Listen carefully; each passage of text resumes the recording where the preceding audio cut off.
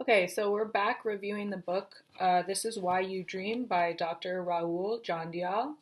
Um, my microphone is being annoying, so I'm standing it up on my notebook. So this is chapter 2, and it's called We Need Nightmares. So it's a lot about nightmares, it's about childhood development, and why nightmares are important and useful and utilitarian and not just a terrible thing that happens to you for no reason. So we start off. I'm putting this video together in a new way than I have been for chapter 1. So I put my notes together in a different way. We'll see if it works or not. I felt like the last videos were a little slow and boring, so I'm figuring it out as I go along. What's the best way to read something, take notes, and then record it and share it. So here we go. Chapter 2 starts off with a sentence that I disagree with. And then other than that, I agree with everything else. But anyways, so chapter 2 starts off with, I really love everything he says about nightmares. He said some really interesting things that I had no idea about, especially in terms of nightmares and childhood development. I think that's where his most interesting points are. I do disagree with some of the wording he used in some of the parts, but overall, this is a really interesting chapter and some really new information. So I'll start with my first rebuttal. He says, indigenous cultures attributed nightmares to external forces, evil spirits, demons, or other malevolent beings.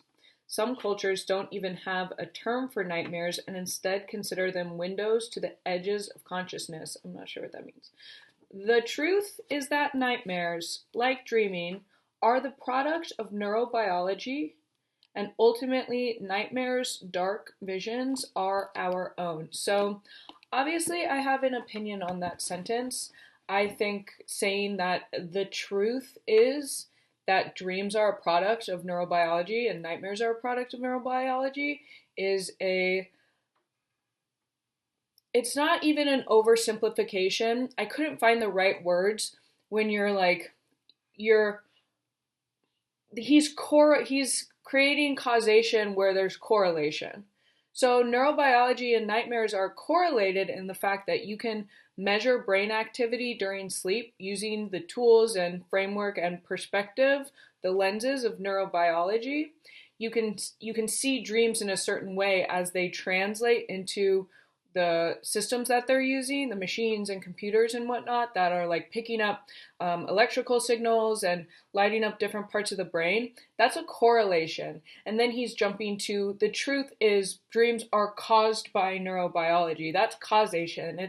They're two different things. So correlating one to the other is fine. You can measure dreams using the lens of neurobiology, and you can infer a lot of interesting things from dreams using neurobiology, such as when you're having this type of dream, what part of the brain is lighting up, or what part of the brain is inactive during sleep that is active during awake. You can draw a lot of really interesting facts and observations from looking at dreams through the lens of neurobiology, but saying that dreams are the product of neurobiology, I think is not a truth by any means. And it's and the way the sentence is started is even indigenous cultures believed that dreams are you can attribute nightmares to external forces, evil spirits, demons, or other malevolent beings, and then saying that, but the truth is it's just your neurobiology. That's also discrediting the understandings of reality from indigenous cultures, which is just not, it's just not true. Most nightmares, in my opinion, and from my experience, from recording my dreams for over 10 years and then listening to dreams all the time, every day, most nightmares are someone's personal, having to do with someone's personal life and inner life, their past traumas or current stressors, etc. But it's entirely possible to have nightmares that are due to external forces, and shit energy around you. You could have nightmares. Yeah, it's just, that's not, you can't discount that just because that doesn't fit in with the lens of, or the bubble of neurobiology. You can't just discredit it. So I don't agree with that, saying that the truth is nightmares are of our own making and a product of neurobiology. I just think that was, it's just it's not the truth. It's an interesting tool to see and inference facts and ideas about nightmares, but it doesn't contain all of nightmares in it. One of this, yeah, and then I wrote like one of the most simple examples of this, where you can see that dreaming and conscious experience isn't necessarily reliant on your brain and brain activity, so cannot be a product of neurobiology, is the fact that if you listen to and learn about people's near-death experiences, there are many records of people in the hospital, so everything is being tracked, and they're technically brain dead for, it could be not even just a couple seconds, like minutes at a time, 5-10 minutes at a time, where they're completely brain dead, and yet they are having a fully lucid conscious experience that they're able to reiterate when they come back into their body and everything comes back online again. So even just that really simple example just goes to show that, like, there's no way that consciousness and dreaming can be a simple product of neurobiology. It's way more, it's way deeper than that. And there's way more, yeah, you can't just like, exactly, you get my point. I know it's a little dark, but this LED light is like blinding and going to make me blind, and it's not worth it. So it's just kind of a dark video. Anyways, so then he goes on to kind of just introduce the chapter more generally. He says, to many of us, nightmares seem like an unwanted side effect of sleep. After all, they fill us with heart-pounding terror and wake us up. You may dread them, they may haunt you, yet they are necessary, beneficial even, in ways you may have never imagined. Their universal appearance may serve a purpose in children to cultivate their identity and sense of self. So that's kind of like the introduction to the next part of this chapter, where he's talking about dreams and childhood development. And that was the really captivating part of this chapter to me. A lot of new information I'd never heard before, and that was really interesting to hear. And yeah, so basically you get the point. Nightmares suck, but they are beneficial, and specifically they're most interesting when we look at children and childhood development. So this is what this first section of chapter 2 is going to be about. So he's going to give a well-written description of a nightmare. So I'm going to read that because I like the way it was written, and it'll give us a good central place to look out the rest of the chapter from. I quote, "Nightmares shouldn't be confused with a bad or unpleasant dream. A bad dream is merely one we would rate as emotionally negative. You miss the bus or have to interact with an unpleasant colleague.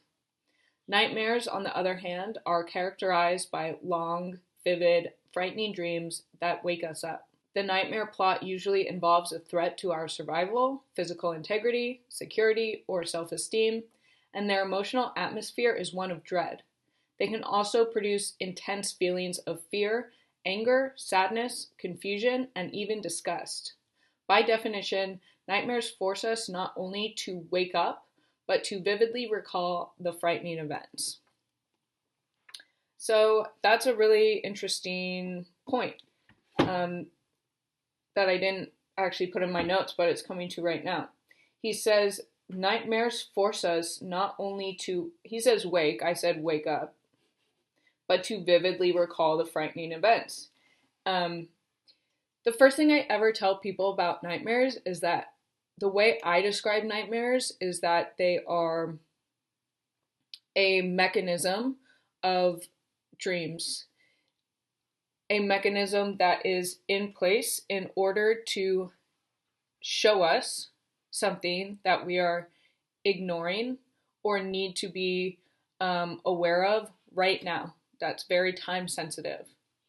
So that could be something in your environment that's not good, that you need to wake up and pay attention to. That could be perhaps a premonition of an injury or accident, a life-threatening situation or circumstance that is right around the corner.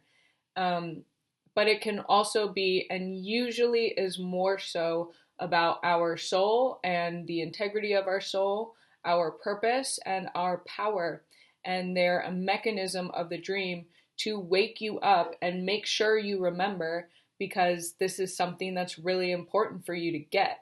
So I sometimes use the example of, like, if you're trying to get someone's attention across the room a couple feet away, first you're going to say their name like in a normal volume, then a little louder, then a little louder, then a little louder, then a little, and then you're shouting and screaming, you know? And that's what a nightmare is. It's when it's like, well, one way to describe a nightmare is like, say, a dream or something, you know, like your internal self, your intuition, your dreams have been trying to tell you something, and you're not listening, then at some point, if it's really important, they're gonna have to scream your name, and that's a nightmare. And the reason it's frightening is because terror and fear and that kind of sense of adrenaline, it's not actually physical adrenaline, but like the sense of the, you know, like the induced sense of adrenaline that we get in heightened fear states in dreams is a way to get us to remember, because those are the things we're going to remember more than just like a neutral thing or just a little bit negative or whatever. So nightmares, the terror and fear in the nightmare is mechanistic. It's not trying to fuck with you. It's not trying to ruin your day or night. It's trying to help. Nightmares are always trying to help, and dreams are always on our side. And a lot of times I also describe nightmares as being unfinished dreams. You could have a dream, and this is where like conscious work comes into the play, like what we do in our workshops, for example, is that the conscious interaction and conversation with a nightmare is a really important part to resolve the nightmare. So say you're having a dream that's like nightmarish and you're being chased down an alleyway with a guy with a knife and you think you're gonna die, right? If you wake up in the middle of that dream, or like right when somebody catches you with their knife and they're gonna kill you, that would probably be considered a nightmare. You like wake up and you're like in the heightened moment, the like climax of like the fear and terror, and you'd be like, shit, I had a nightmare.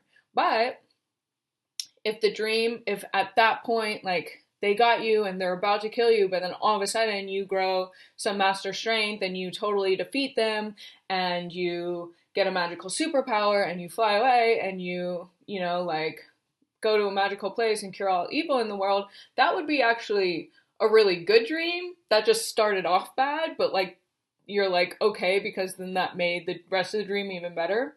So that's why I'm saying that you can also see nightmares as unfinished dreams that stop before they are resolved and before we can find our power to move them forward. And a lot of nightmares are about our power. They're about where we're not utilizing our power, where we need to step into our power and claim our power for our lives, for our vital energy fields, and to fulfill our purpose and potential in life. So a lot of the times nightmares have power for us, especially nightmares that are about like being like attacked by a large animal or I won't get into specifics. A lot of nightmares are about our power and where we need to claim that part of ourselves. And then also, so that's why nightmares are like on our side. That's how they're on our side. That's how they're trying to help us. But a lot of times they are dreams that are cut off right at the worst moment, and dreams that we have to consciously then work with in order to resolve, continue the dream, rewrite the dream, etc. PTSD dreams are a little different than that. I'm talking about like just general nightmares. PTSD dreams, I would say, are a little different because they are like can be seen just generally as like a replaying over and over and over of a traumatic moment. And but it still applies too. I would say that in the most general sense, part of our power, part of our soul, part of our vital energy is stuck in this timeline that's away from our now self and needs to be brought back. It needs to be brought back from this memory because we are like frozen on like a play or repeat kind of part of ourselves is either away from our body in that time, or you could see it as part of our like holographic field is stuck in a place and replaying a movie over and over, this like certain hologram over and over again.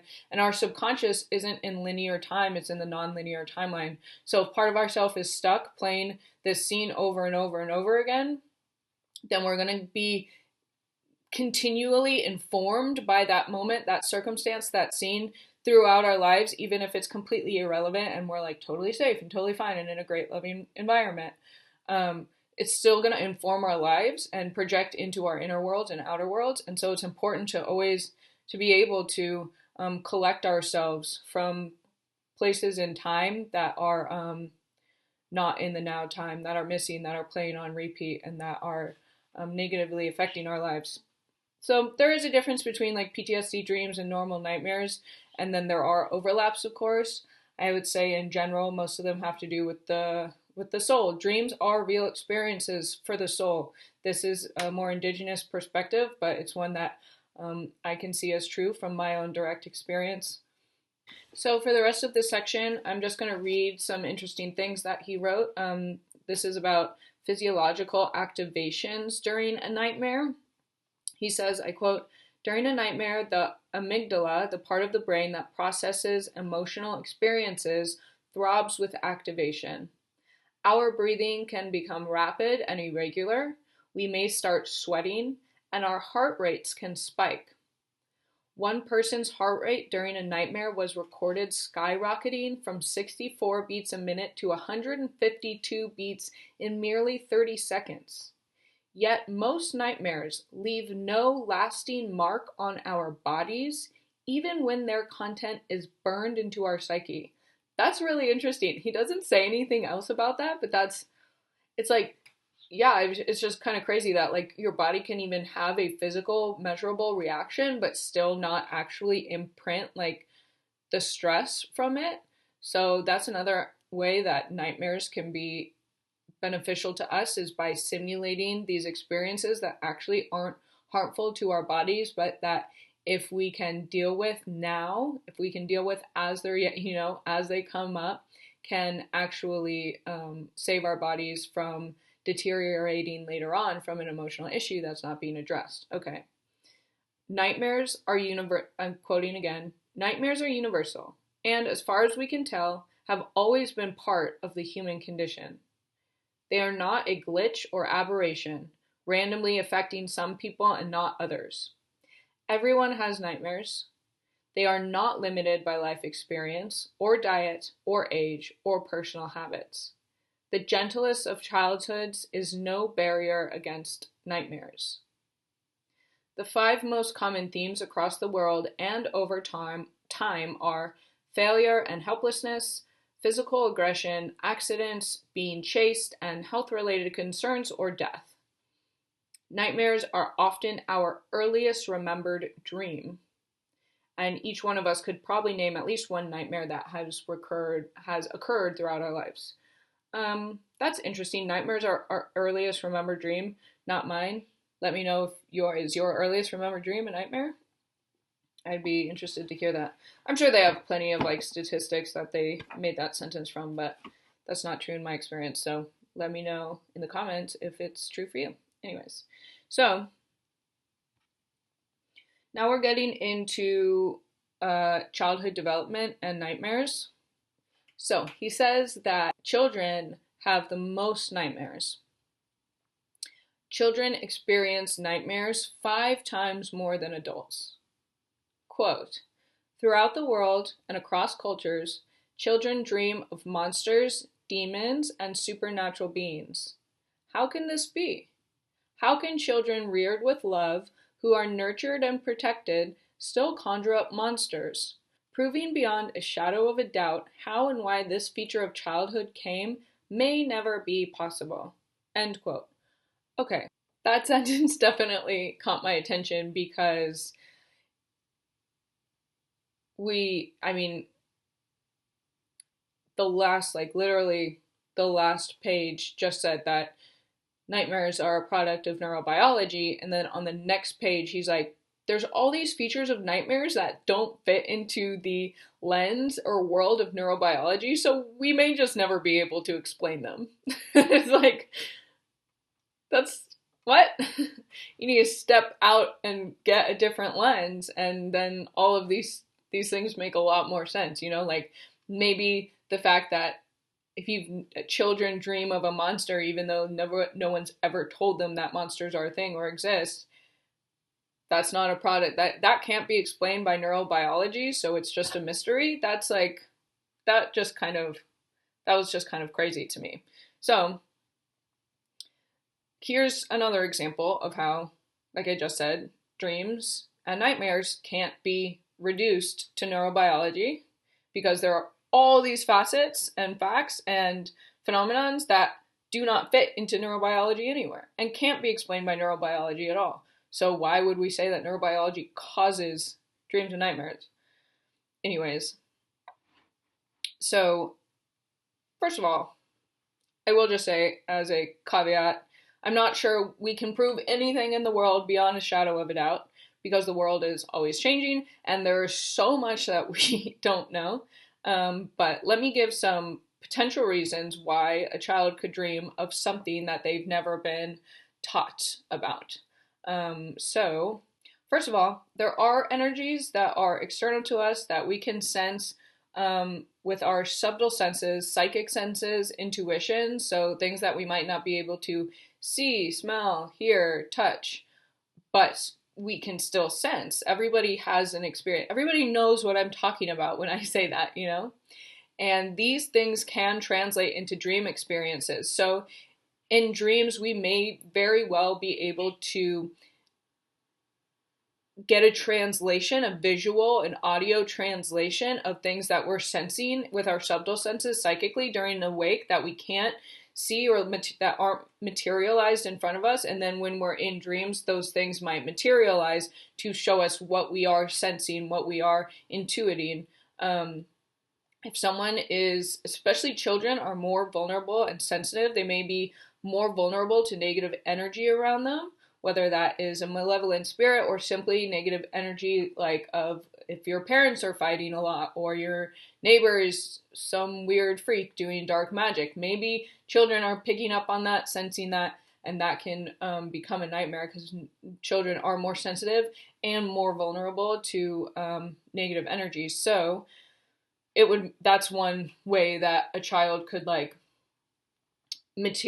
have a dream experience where it seems like there's monsters materializing when there's no literal monster if they've never been taught about that.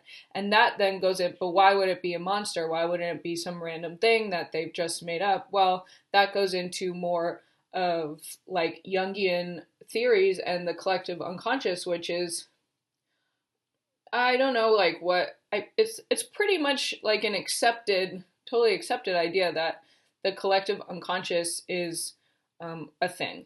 There is one mind. There is the mind of all things and of eternal forms. This is the collective unconscious. You can think of it like an ocean, and we are all connected through this ocean. And this is actually just the fifth element called ether, which is an element that propagates electromagnetic waves and probably does even more than that. So there is one mind, there is a collective mind, and we are living in an information field. And this collective mind, this one mind, this information field is unlimited. It holds the potential for all things that have ever been, will ever be, that have ever been said or thought or dreamed of or imagined. And just because there aren't, say there's a unicorn, oh, no one's ever seen one. It doesn't mean that they don't exist on a different plane, on a plane of existence that we can't sense with our outer senses, but we can sense with our inner senses and we get informed from. There are objective things that, and objective realities and subtle realities that we can't necessarily see with our common senses, but are nonetheless things that we get informed by and that we can sense and interact with on an energetic level. You may think of, yeah, like I said, mythical figures, mythical beings, fairies, gnomes, unicorns, this kind of thing. But even more than like fantastical, are they fantasy? Or are they real on a different level of reality, on a deeper level of reality? You know? So it makes perfect sense that children could dream of something they've never been taught, because we all have access to a collective consciousness. They call, Jungian would call it collective unconscious. Sure, collective unconscious, we'll use that. Or I don't know if it has to be unconscious. I think it's totally conscious. So I'd say the collective conscious of all things, the one mind, the information field. We all have access to that. And so there are objective realities within the collective conscious or collective unconscious, the informational field of all things, that that are still objective realities, even if we can't sense them externally with our external senses. We have internal senses too. And that is to say that we're not just an amalgamation of our memories and experiences. That's a very limited and shallow explanation of the human experience, and certifiably false. You can see this collectively across time, right? So you can see that we're, like I'm saying, we have access to a field of information that's not necessarily always accessible through external senses. One way you can see this through the collective experience of humanity is how cultures who have apparently never been in contact before, or couldn't have done this all at the same time, come up with a symbol or an idea of something that is not in the external world. For example, the dragon. A dragon is a mythical creature that is shown up in cultures all over the world, but apparently is not in an external form at all. So cultures who have never talked before, who have never exchanged information before, all had an internal sense, an internal experience of the same thing. That's the collective unconscious. These are archetypes. These are the patterns. These are the eternal forms that we have access to and that we're a part of, that are not necessarily apparent in the external world. So when he says that, how could children come up with monsters when they've never been taught about it before? They've never seen one externally before. We may never know.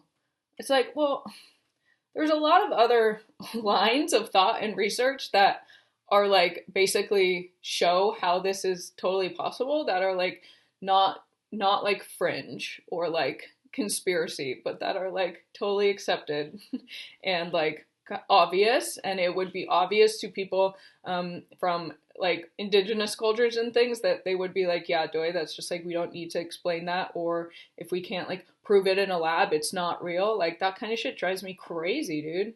So yeah, the last note I took is that all that's to say, we live in an information field. It's how we communicate. It's how we can know things ahead of time or have future premonitions, have intuitions, how our body can react before our mind even registers what's going on, how we can set intentions, why our words hold weight and meaning and value, and how we can co-create our reality with our intentions and thoughts and words. It's how we are actually communicating with the world and with each other is through an informed field, through an ocean of, well, it's the ether, the fifth element. It is in all things animate and inanimate, and invisible and visible, and it's the ocean that connects everything together. I mean, have you ever seen those videos of an ancient Chinese master lighting something on fire with his hand? It's because they're between the hand and the piece of paper. It's not nothing. There's an element there. It's the ether. It propagates electromagnetic waves. It holds the field of information. It's a vibrational field that we interact with at every moment of our time, and it actually has a lot to do with our reality, our thoughts, our feelings, and how we are communicating with the external world and each other. And it's not studied, and it's totally ignored in science, and that's a topic for another day. So let's get back to the book. This is where it gets really interesting in this chapter. So I'm just going to read. I'm going to read from his words right now. So, quote, childhood nightmares arrive at a time of explosive cognitive growth. One of the main growth factors being that they're gaining a sense of who they are in the world. At the same time, at night, children are experiencing frequent nightmares. I think these two aspects are intertwined. Here's why. The dreams of children and their waking imagination grow in tandem. As children develop visual spatial skills that make them capable of imagining a three-dimensional world, dreams begin to resemble a video rather than stills. So he said, let me just pause for a sec. He said that before, about 5 years old, dreams are more like still images than a video, which I'm not sure I fully believe, but for this, we'll just keep going for the sake of it. Don't need to pause and focus on that too much. But anyways, so, quote, when children reach the age of 5, they start appearing as figures in their dreams and characters of the dream plot. So the point being that around the age of 5, when kids are really starting to develop a sense of self as individuals in the world, this is when they start having nightmares. One thing that gives nightmares an extra kick of terror for young children is that they cannot distinguish the difference between dreams and reality. The phrase, "it was only a dream," means nothing to a 5-year-old. We know this thanks to extensive research of what age children are when they understand their dreams are private, that they are imagined events not witnessed by others. I would say they are experienced events not witnessed by others. The arrival of a dream self and nightmares at the same time in a child's development is likely no coincidence. Nightmares may just be a universal cognitive process by which all children cultivate and forge a sense of themselves as independent minds, truly separate from others, and even help them differentiate dreaming thought and waking thought. So, I don't know which video, but I got into this a little bit in a previous video, because what he said right there, it's like, okay, so that's a measurable fact that you are finding across, that's universal. That's really interesting. But like and maybe neurobiologically, that just is what it is, and there's some interesting inferences. But when we apply that fact to other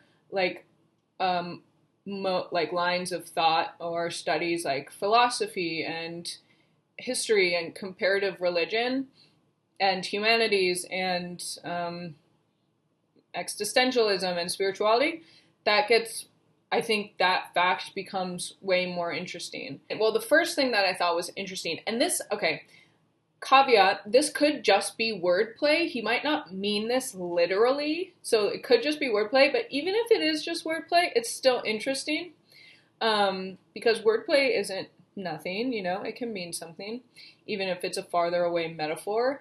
But he says that when we start developing a sense of self in childhood is the same time that our waking imagination is growing. So that made me ask the question, well, are we just imagining ourselves then? If you can see in the brain that our imagination and our sense of self come online, grow, and develop at the same time or in tandem, does that mean we're just imagining ourselves as separate?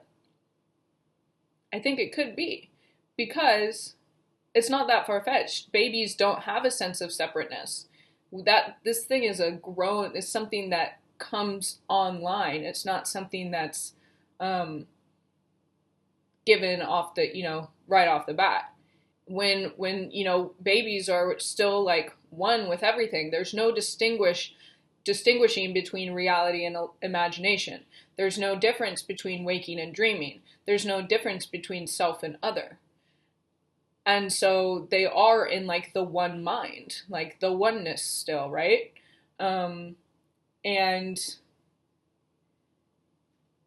the fact that imagination and sense of separate self come online at the same time could we infer that we are just imagining ourselves? And we are just a product of our imagination? Sure, it's definitely like given proof to by the fact that my body is seemingly separate from the table and the chair and all of that, but at the end of the day, it really is we kind of are imagining ourselves.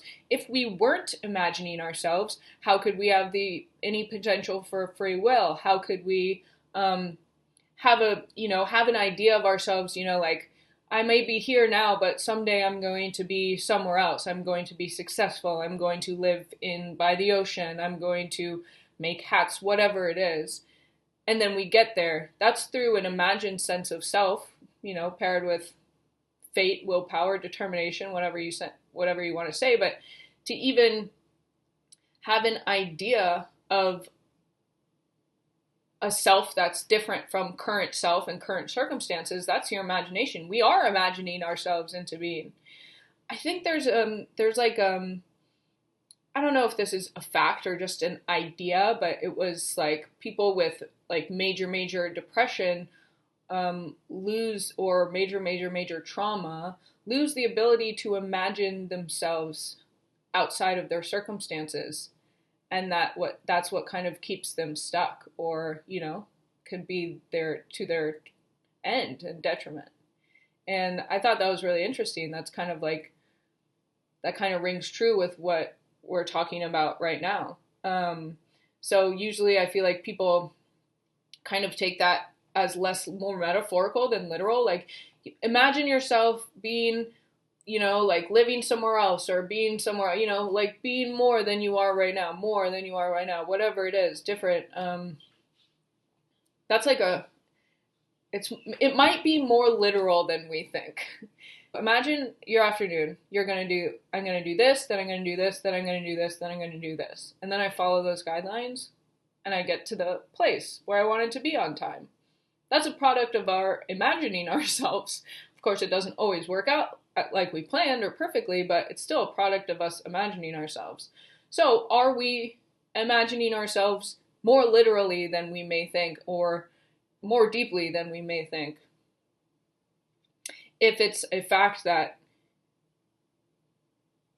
in fact, we are, at the end of the day, or at the end of things, we are not separate from each other. We are completely symbiotic and reliant on one another, that there is no point of exact measurement that you can tell that you separate, that you were your, part of your mother's body and now you're not. You are a figment of your parents' imagination and now you're not. Like, there's no measurable place of which that is distinguished, of which, like, we separate and come back to one another. So it could mostly be a product of our imagination in a consensual hallucination and holographic information field. Anyways, then the question is, why a nightmare? Why would it have to be a nightmare? It's very easy to imagine a world where we are in the same situation, but our sense of self as separate selves grow from experiences that are not terrorizing. Why would we have to have terrorizing experiences to gain a sense of separate self? Like, why is that a universal fact of our existence as humans? That's really weird, right? I don't know the answer to that, but the things that came to mind were, the first thing that came to mind, that it's just so Kali Yuga, like, it is so Age of Doom, maybe in a different age, in a higher age, we gain a sense of self that's in a pleasant way. But for now, it's going to be a nightmare. It's just so funny to me. It has to be funny. Why not? This is the collective world that we're in. We're in the collective nightmare right now, and that it's fine. It's okay. It's good. The nightmare has its place. Remember, the nightmare has its place. The nightmare is a benefit. Even if during the experience of it fucking sucks, there is a reason, there is a purpose, and it is beneficial. It ties in with themes of comparative religion, as we've talked about on a separate video, wherein the stories from archaic religions to Western, or not archaic religions, archaic spiritualities and philosophies and practices to modern religions, Christianity, Judaism, whatnot, and even beyond modern religions into modern secular religion. I don't know how that's an oxymoron, but something like simulation theory, basically, or like the Matrix or whatnot. All of these things have a common theme, which is that we're in a world, but we didn't come from here. We came from somewhere else, and we're having an experience, a temporary experience. But and the transition from the world we originate from and the world we're experiencing right now was a traumatic one, and it's like the start of the Age of Doom, the start of the nightmare, the start of Kali Yuga, which is like in Christianity, it's getting booted out of the garden. We fall from paradise. We get kicked out. Now we're in the nightmare. We're in historical timeline, not mythological timeline anymore, where we belong, where we came from, where we originate, and where we are eternal. We're not eternal we are, but we're not experiencing ourselves as eternal anymore. We're experiencing ourselves as separate, as temporary, as limited, as constrained to these tiny little bodies, and that is a nightmare for our original form. We forget, of course, that the original form exists, and so we get used to the nightmare and we work within it, and it is of our benefit and it is of our choice. We chose these limitations. The limitation is the purpose. The limitation is the pleasure.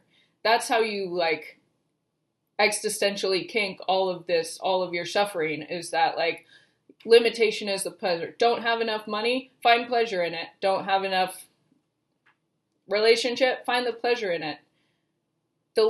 Experiencing your limitations, your perceived limitations, as something that you can start enjoying, because that's the point and purpose of incarnating in a temporary body, will then turn you around and give you, the things that you want, apparently. But I tend to believe that. And even if they don't turn around and give you everything you want, at least you're enjoying the ride while you're at it. And so by that means you are able to enjoy life no matter what your circumstances are. There's caveats to all of this. There are exceptions to all of this. We're not going to get into that right now. You could go on and on and on, but you get the point. You can hear examples, anecdotal examples of this with some people who've experienced NDEs, where near-death experience, where they have the experience of completely transcending their body, being outside their body, and then they look at their body and they're like, how could I ever fit into that? Like, I feel so huge and expansive that I feel like I look at my body and it looks like trying to put on a little shirt for a dog or something, like the tiniest little thing. They're like, there's no way I could fit myself back into that body. That's crazy. And they do anyways, but that's a good like anecdotal direct experience of what I'm talking about. But anyways,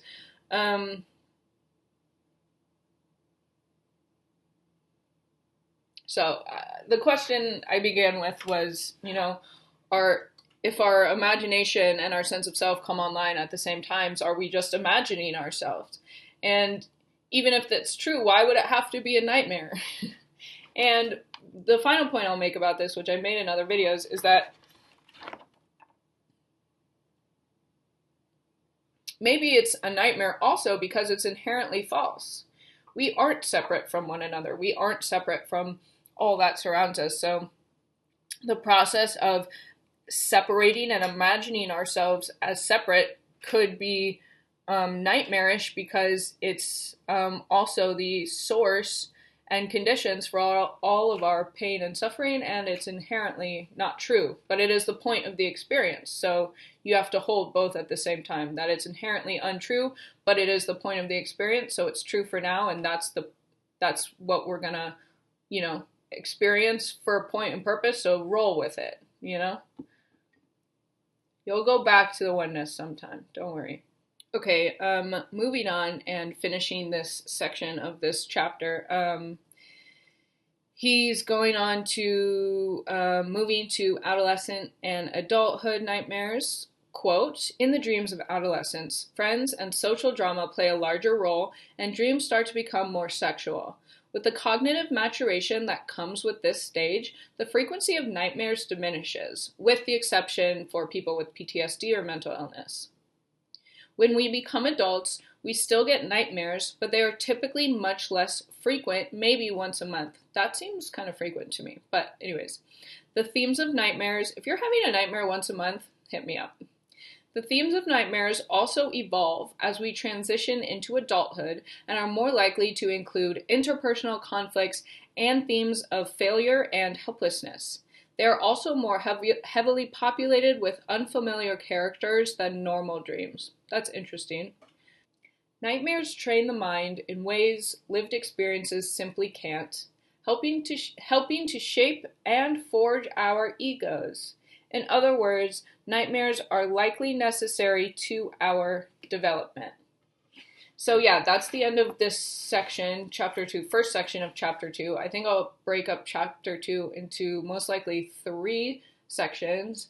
But yeah, for now, that's really interesting, and we're going to get more into that, like why and how nightmares shape our sense of self and how they are beneficial to us. Again, like I said, there's a lot to say about this and a lot to think about, and yeah, so that's the end of the first part of chapter 2 on nightmares. The next part of chapter 2 is we're going to go into the neurobiology of nightmares and more. So see you then.